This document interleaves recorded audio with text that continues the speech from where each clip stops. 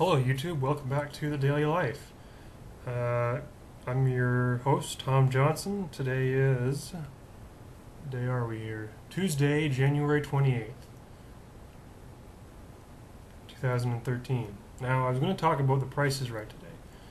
I decided that I've already talked about game shows, and I'm going to not talk about that today because I included it already, and it doesn't really make sense to repeat myself. You don't find it fun. And if you don't find things fun, I don't find things fun.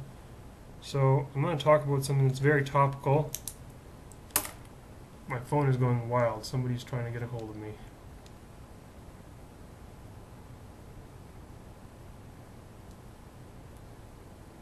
Right. I can wait until the daily life's over. So today's January 20th. Now, in the winter, usually last week of January, first week of February, sometime around now, the President of the United States, the current president, who's Barack Obama, if you don't know that, you've seriously been living under a rock for the last 5 or so years. My personal opinion on that. Gives a speech. And that is the topic about... My phone is still going nuts.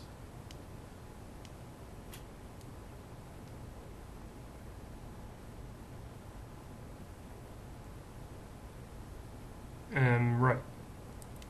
So he gives a speech. It's called the State of the Union. And that's the topic of today, speeches. And I'm not going to talk politics. I don't do that on this show. But there's elements of public speeches that are funny and that I think deserve some comment. And I'll use the State of the Union. It is tonight at 9 p.m. if you're politically inclined, such as myself. You will probably be watching it to see what he has to say. Speeches are given by politicians, political leaders. They're also given by other high-profile figures. Why I'm doing this with my finger, right? You know, who else gives speeches like people like blanking here? Anyway, in school you do speeches. When I was in elementary school, we had to do speeches, and some people get terrified of public speaking. I mean, in fact, I think that's the #1 fear is public speaking, ahead of even death, which kind of surprises me. Jerry Seinfeld did a bit once that said it's something along the lines of, that means that if you're going to be at a funeral, to the average person, you're better off being in the casket than you are doing the eulogy. It was a funny bit, and I'm making sure that I credit him for it because it's funny. Which is, it's strange. I mean, death is #2. Anyway, it doesn't make sense. Wouldn't you fear dying more than you would fear public speaking? Like if somebody came up to you on the street and they said, you need to give this big speech. Stand in front of Congress, do what the president does. It's right there in the teleprompter. All you have to do is read the thing and try to have some decent facial expressions and do this like he does a lot and be like, do that. Body language is important in public speaking. I'm obviously exaggerating right now, but he does. You use your hands. You give a speech, or will shoot you. Apparently, to the average person, they would rather be shot. This makes absolutely no sense, but it's not rational. But it's taken to an extreme. But according to the statistics, that's the way the world should work. What statisticians don't always get is that the world doesn't always work according to their statistics. A lot of left-wing, right-wing politicians of all stripes don't get that. Sometimes people don't care about statistics. They just want to feel good. Statistically, well, anyway, that would be not appropriate. I'm not going to talk about inappropriate things on this show. It's a family program. What am I supposed to be talking about? Speeches, right. Tangent. Happens all the time. So let's say that you have to, now the funny thing about speeches is that they're incredibly easy to give. It's easy to read a speech. It takes a long time to write a speech though, and the reason is because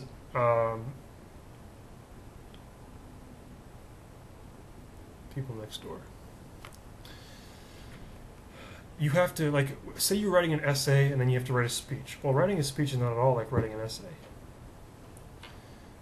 Writing a speech, it requires you to write because people write and speak differently. Like when you write, you don't use euphemisms that you do when you're speaking. Uh, you don't. And when I write speeches for myself, like I'm in school, I have to give presentations. When I go to a workplace eventually, I'm gonna have to give presentations. It's a fact of life. Public speaking is a way of life. You have to public speak, and people have to be able to do well.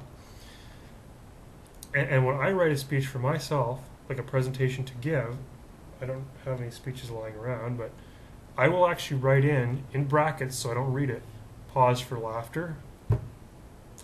I will write in laugh at own joke if it's a self-depreciative joke. A great way to open speeches is by giving a self-depreciating joke. A lot of people who are older will do a self-depreciating joke about their age. Former President Ronald Reagan was known for this. I remember at the 1988 convention, he said something about Thomas Jefferson. Then he went, "Let it be known for the record that I did not actually hear Thomas Jefferson say that." And he used to say stuff like that all the time. One in the 1984 election was that line against Walter Mondale. He said, it's one of the great speech-making moments of all political history. He said, Mondale was questioning his age. And Ronald Reagan said, "I will not make age an issue in this campaign.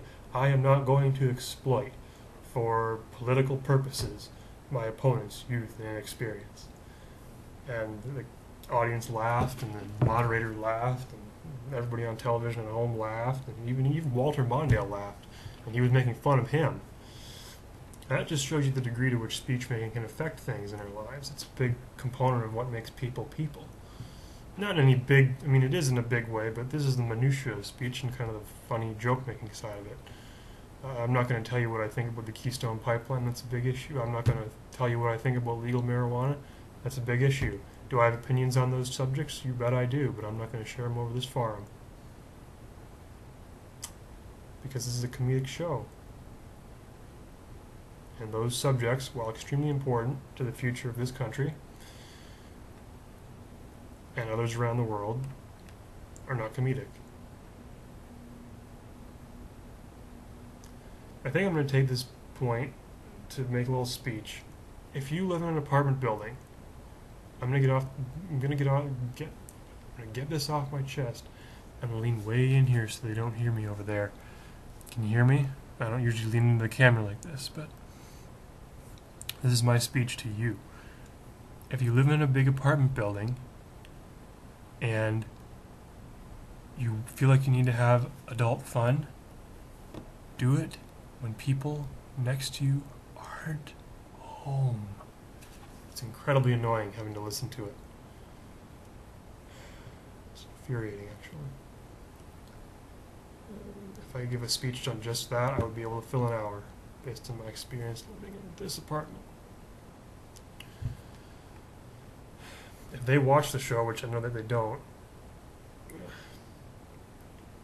they could probably give a speech to me. But at least I do this show in the daytime. Do that at night. It's not a good idea. In case you wonder what this piece of paper is that I wave around periodically, it's the list. Put it back here so you can't actually read it, but it's the list of shows.